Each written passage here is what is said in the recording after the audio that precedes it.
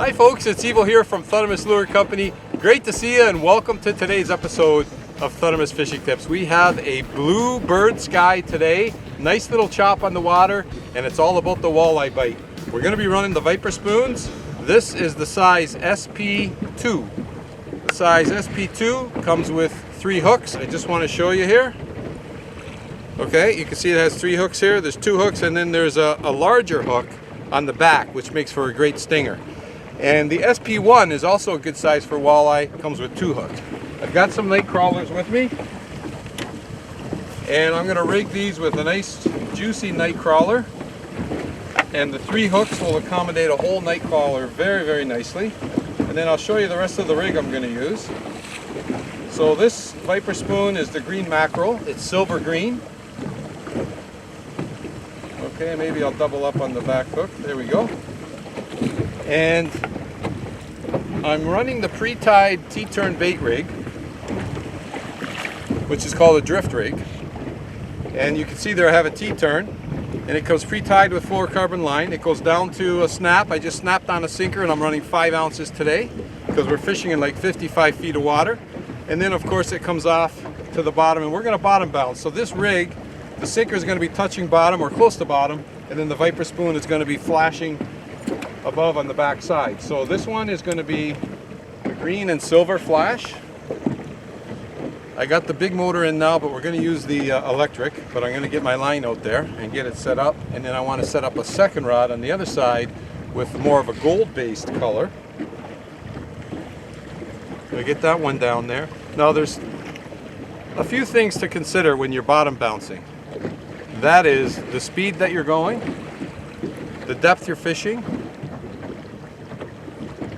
the wind, and the weight of the sinker that you're using. And the reason why all those make a difference is if you're not feeling bottom, you have to adjust one of those factors. Slow down the speed, increase the sinker weight, let more line out until you are on the bottom and bottom bouncing properly. So keep that in mind, because you think you might be bottom bouncing, but you might not be. All right, so that line is set and in. So I'm gonna, let's shut off the big motor and let's fire up the electric motor. And I want to go at about 1.5, 1.6, 1.7, 1.8 mile an hour. We're going to slow it down today. We're going pretty fast right now. Let's slow that down. So I'm fishing in 55 feet of water. And the walleye are going to be close to the bottom or suspended off the bottom at 45 or 40 feet. But I'm looking to catch those bottom fish today. And right now I got my speed down, still over 2 miles an hour. So based on that speed and the amount of weight I have, that is not bottom bouncing yet. I'm not on the bottom. So I'm going to slow us down a little more. We're going too fast. Okay, so while that's slowing down, let me rig my other line. And it's right here. Same thing, I have a pre-tied, the number 20R, as you can see. I just need to snap on a sinker. Put another, well, this one's 4 ounce. I want another 5 ounce. Here's a 5 ounce. So we're going to go with 5 ounce on both. It's really convenient. Just boom, snap on a sinker. That's what I love about these rigs. And on this rig, I have a bucktail model Viper spoon. And this is one of my favorite colors on the area. It's a bleeding pearl chartreuse. And you can see the 3 hooks. And it also has a gold back. And gold is a great color on Lake Erie. So I'm hoping that thing's touching bottom by now. Let's see, 1.7 mile an hour. Perfect. All right. Get ourselves another nice night crawler. And I'm going to put this on the other side. Of course, you're allowed 2 fishing rods per person. So that's not a problem. Okay, that's the rig right there, folks. So we're going to put that down. We got a lot of flash and flutter with the spoon, followed by the trailing bait. This particular reel has a line counter on it, so I can count how much line to let out behind the boat, which is handy. Once I find that sweet spot of how much line to let out at this speed, I could always just go back to that. So right now I'm going to go like 100 feet and see how it goes. And we're at 85 right now, a little more, and then I'm going to set it up in the other rod holder. And then it's just a matter of trolling and covering ground, looking for those active walleye. So both rods are in place. I've got a nice slow troll going. We've got a beautiful day. There's a lot of boats out here today, and why not? It's a gorgeous summer day, and if the walleye bite is on, you got to be out there to enjoy it. So we're going to start covering grounds and see if we can find some active fish or some bait fish where these fish are holding and get ourselves into some nice walleye. So stay tuned, folks. Yes. Okay, there we go. All right, I'll tell you what we did, folks. We got tired of catching sheephead. We got like 4 or 5 sheephead, so we said, okay, we got to move from this zone. So we just came out a little deeper. We come out to 60 feet, and I did something else different.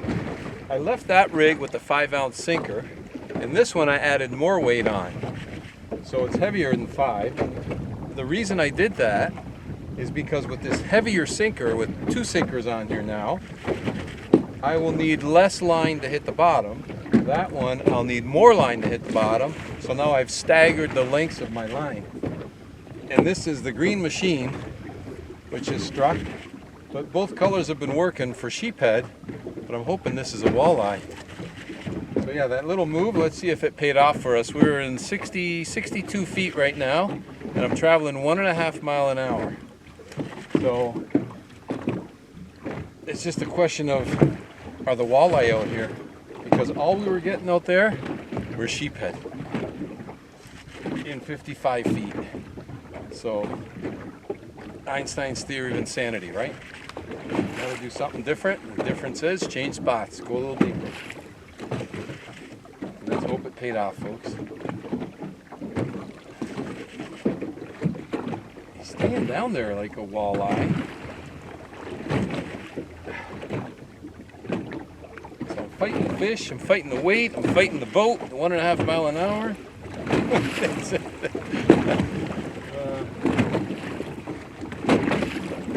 It's okay. Yeah. Well, at least get a look at them. This looks a little browner than the other fish we were catching, folks. This one looks a little browner. That's a nice walleye. That's what I'm talking about right there. That's what I'm talking about right there.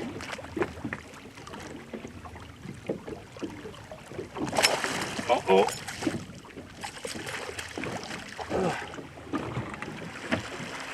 How's that for a net job?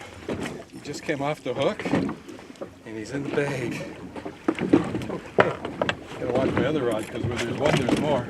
That's a nice Lake Erie chunk right there, folks. A nice Lake Erie chunk on the green machine. Let's take a look at this fish. That's a good eater right there. That's a real nice walleye right there, folks. Beautiful, beautiful Lake Erie walleye right there. Super, super nice. Okay, I'll grab a quick photo momentarily. Let's get him in the box right now, because I want to get my line back out there again. And I need a fresh worm.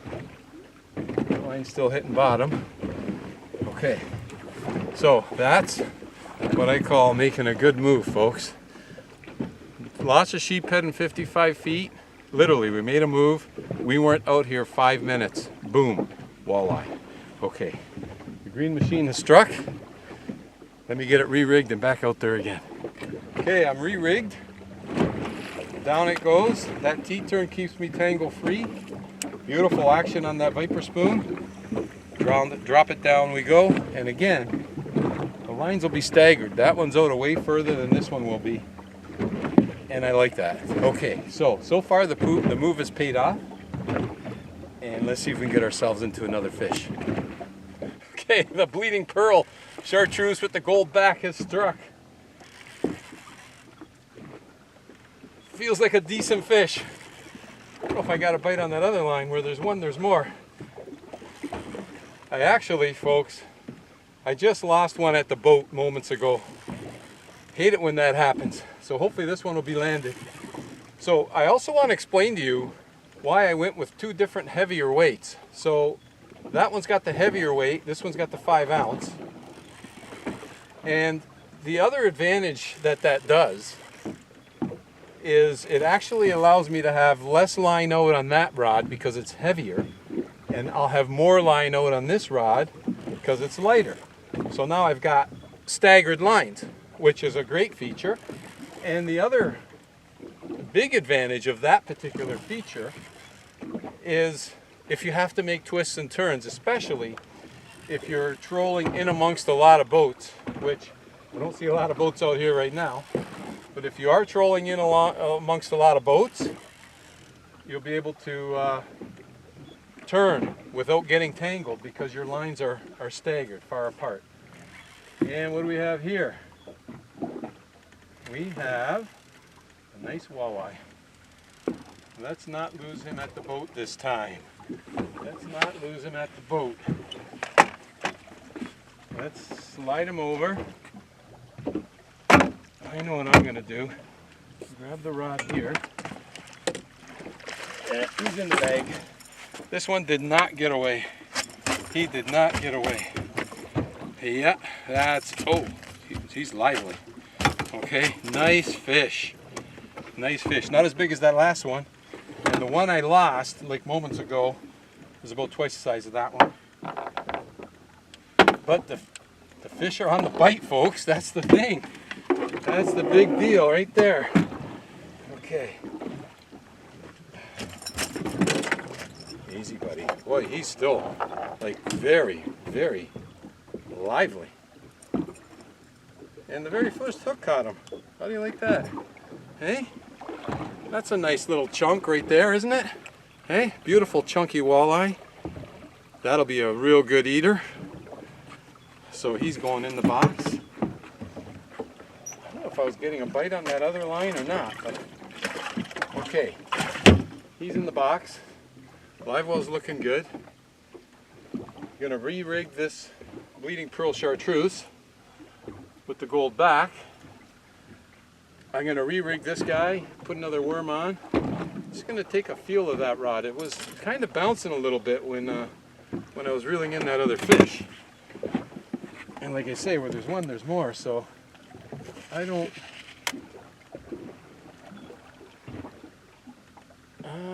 think there's one on here, or is there? Let me bring it in.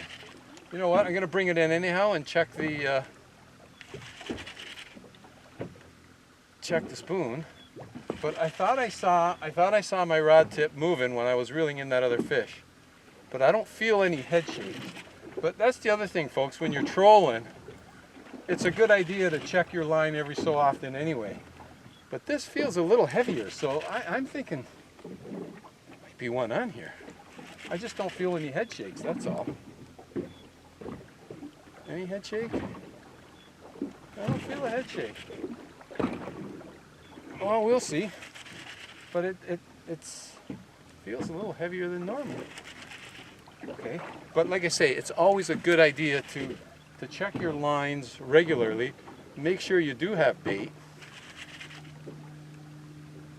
Make sure you have bait. Otherwise, you're just wasting time and trolling for no good reason. So I'm going to check this line. It's staying down there, unless it's a smaller fish, which that's possible. But I don't see any flash down there, so... Oh yeah, well, I see something. You know what I see, folks? I see another walleye, that's what I see. And exactly what I thought, a smaller fish. How do you like that? Okay, let's see if I can get this guy landed. Talk about a double header. Just a little walleye. Okay, in the bag. What a day I'm having, folks. Unbelievable, these fish are on fire out here. The Viper spoons are on fire. And I'm on fire. Oh my God.